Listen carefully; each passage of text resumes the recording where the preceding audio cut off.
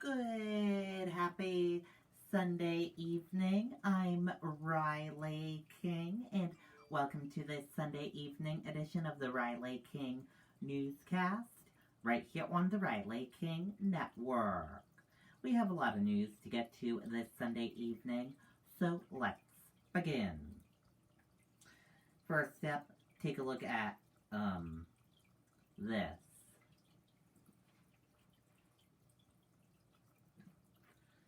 Look at this accident here, as you can see from New Hampshire State Police. They posted this press release. On Sunday, March 28, 2021, at approximately 10:15 hours, troopers from New Hampshire State Police Troop B, along with Merrimack Fire Department, responded to a serious crash involving an sedan on the Everett Turnpike in the town of Merrimack, just south of the Bedford Toll. On arrival, the vehicle was located down the embankment with serious damage, and its operator was pinned inside the vehicle. Troopers were able to extract the operator from the wreck and provide first aid until paramedics arrived and were able to stabilize the operator. Traffic was able to pass in the far left lane only. Initial reports indicated the sedan was traveling southbound when the operator lost control while attempting to change lanes. The sedan went off the roadway and struck a tree before coming to rest. No other vehicles were involved. The operator of the sedan was identified as Stephen Demuth Camps, age 58, of Candia, New Hampshire. Camps sustained serious injuries and was transported to St. Joseph's Hospital in Nashua. Primarily, investigation indicates that Camps was traveling at an unreasonable speed during the lane change, and when he lost control of his motor vehicle. This was the major contributing factor in this crash, and Champs was issued a warning for unsafe lane change. Anyone with additional information is asked to contact Trooper Timothy Repicue at 603-666-3333 or by email at timothy.r.repucci@dwest.newhampshire.gov. Trooper B troopers were assisted with at the scene by the Merrimack Police and Fire Department.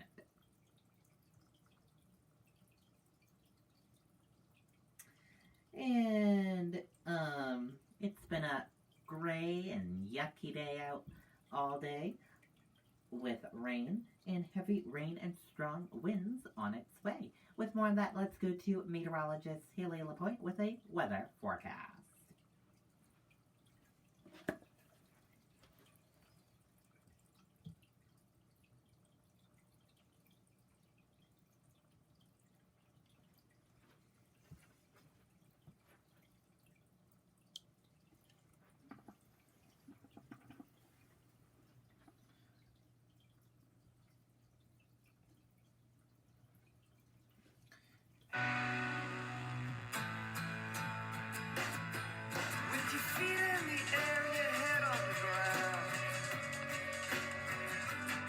Believing Dreams, Angel Nova, the new feminine fragrance, Mugler.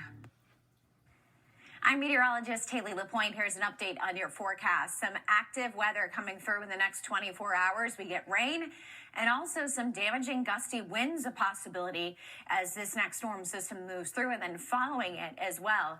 Through our Sunday, we'll have downpours in the afternoon, and by the time we get to about midnight tonight, when the rain tapers off, a good 1 inch to maybe even an inch and a half possible of much needed rainfall. Strong wind gusts today. For a lot of us, they'll be up close to 30 miles per hour. But I'll tell you, as we get into Monday, despite it being sunny and no more rainfall, the wind gusts look very strong. Could be some gusts near 50 miles per hour on Monday. So we have a wind advisory that's been posted. Today, an impact weather day due to the rain passing through. And it's just going to feel pretty raw with the temperatures mainly in the 40s, a few places in the low 50s far to the south. This morning, the clouds filling in. Eventually, rain showers will pass through as well. Some of these downpours you see to the south and west, that's what gets in here later in the afternoon and this evening. So let me time things out for you. This is 9 o'clock this morning, maybe a few scattered rain showers, but otherwise it's dry and just mostly cloudy. Then as we get past noontime, some of these heavier bands of rain will push in. Could be a few waves where at times the rain is just pouring down, and then at other times a little bit of a lull in the action. So I think we get this first burst that moves through and then another round after sunset. Could even be a few rumbles of thunder at that time too. Then as we get into the overnight hours, a lull where we begin to see the rain tapering off, the winds lighten up a little bit. But then as the sun comes out on Monday and we get just this clearing that happens, the winds pick up. They become very intense. Even a few snow showers in the North Country, but sunshine for the second half of Monday, but it's going to be quite windy at that point. Here's how much rainfall. A few places easily over an inch. So because of that, there is actually a flood watch that's been posted for the northern half of the state. That goes until tomorrow. Then a wind advisory that goes through today and into Monday because of those strong wind gusts. In fact, look at this. Today, a few gusts may approach 35, 40 miles per hour. A little lull during the overnight where gusts will be in the 20 to 30 mile per hour range. But then watch on Monday. In the morning, a few gusts close to 40. But look at this. A few gusts in the afternoon, close to 50, maybe even a few places close to 60 miles per hour. So that could cause a few scattered power outages for sure. Then as we get into Tuesday, it's warmer, it's sunny, near 60 degrees, mid-60s Wednesday. Then it gets cooler with our next system, a little bit of rain and wintry mix possible Thursday, and it's much cooler for Friday with highs only in the 30s. Okay, and that was the weather from meteorologist Haley LaPointe. Thank you for that weather forecast, Haley.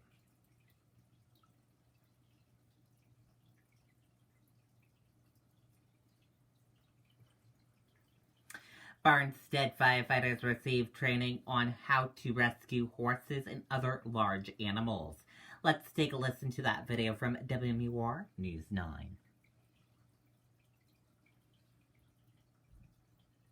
December 2020, this horse got stuck in the mud in Brookfield. The rescue took 6 hours, complicated by the fact that first responders didn't have the right training or equipment. So the goal becomes, how do we get this rescue strap under this heavy body? Barnstead has dealt with horse rescues too, several of them in recent years. When I first became chief, I asked the firefighters here what training they were looking for, and this is one of the things that was brought up. This weekend, Fire Chief Al Poulin is getting 12 of his firefighters properly trained to help horses or other large animals in emergencies. These animals are people's pets. They love these animals, so there's a special care have to be given every time, and these animals are in fright. It's not a matter of the old days of putting a rope on a horse's neck or legs and pulling them out of whatever their entrapment is. Patriot Equine Technical Rescue is one of the few organizations that teaches these skills.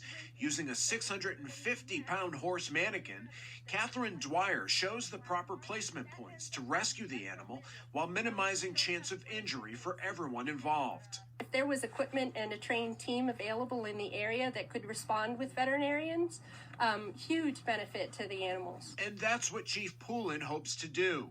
His team will be able to help other departments in the region, and he'll be seeking donations for rescue equipment, which can cost thousands of dollars. We want to be trained so that we have some type of knowledge of the equipment that's available on the market today, and we can obtain this equipment and assist these people. Firefighters also learned how to approach horses, take them out of stalls, and then lead them, just in case they respond to a barn fire and need to get the animals out. Okay, and there you go on that video and that report.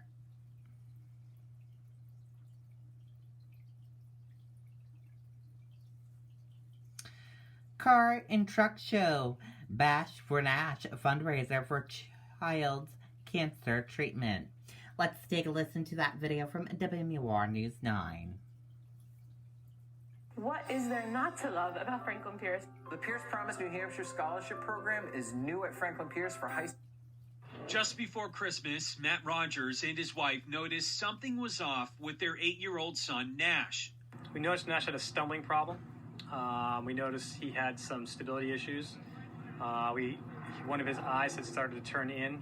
After visits with different doctors, Nash was diagnosed with diffuse intrinsic pontine glioma, or DIPG. It's a tumor in the brainstem, and what it does is it actually pushes on the nerves that allow your gross motor functions.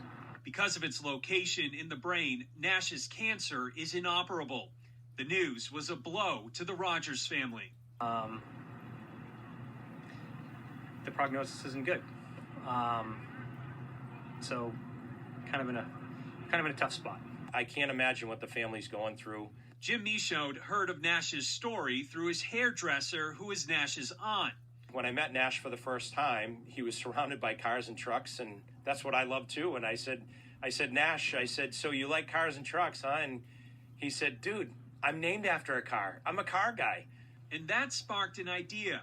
Jim put a call out to get as many cars and trucks together at the New England Dragway in Epping.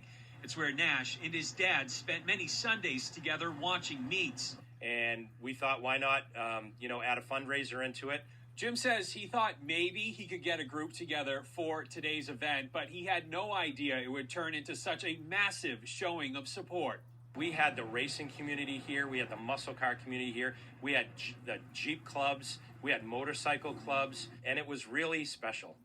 That's the word I can use. Nash is currently taking part in a clinical trial.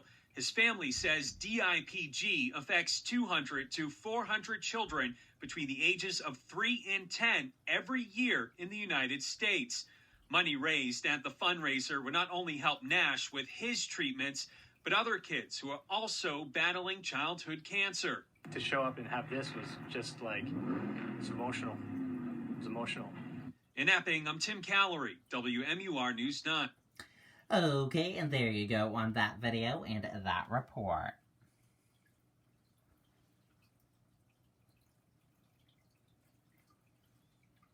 Restaurant group scaling back on takeout orders to focus on indoor dining. Let's take a listen to that video from WMUR News 9.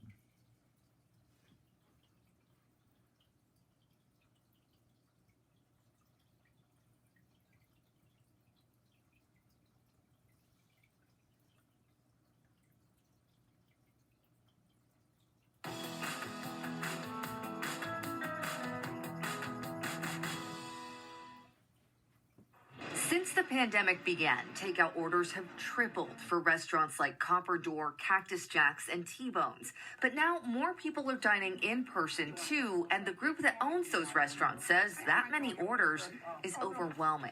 It's become incredibly challenging for our kitchens. They've been doing takeout now for a year, more than they ever have, and we just don't have the capacity. It's not a matter of adding staff. We just don't have the room to service our in-house dining to the standard that we want and still provide takeout for literally hundreds of customers. That's why Great New Hampshire Restaurants is starting a new policy during its busiest hours. Takeout is no longer available from 5 to 8 p.m. on Fridays, Saturdays, and Sundays. For us to have to meet that challenge and have our customers that are in-house, waiting much longer for their food because the kitchen is just overwhelmed with takeout, we just decided to make that choice. You can still get takeout outside those busy weekend hours, and while they know not everyone will be pleased with the change, seeing more people dine in is a sign of hope for a hard-hit industry. There is definitely a measured increase in folks coming out to dine in restaurants, which is hugely encouraging for an industry that has just been on the ropes for the last year. Monica Hernandez, WMUR News. Okay, and there you go on that video and that report.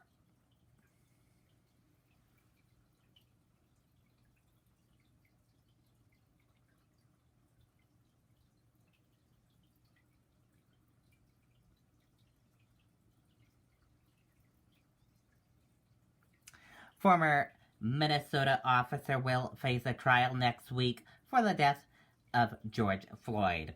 Let's take a listen to that video from ABC News. This St. Patrick's Day, let's make the world a little greener.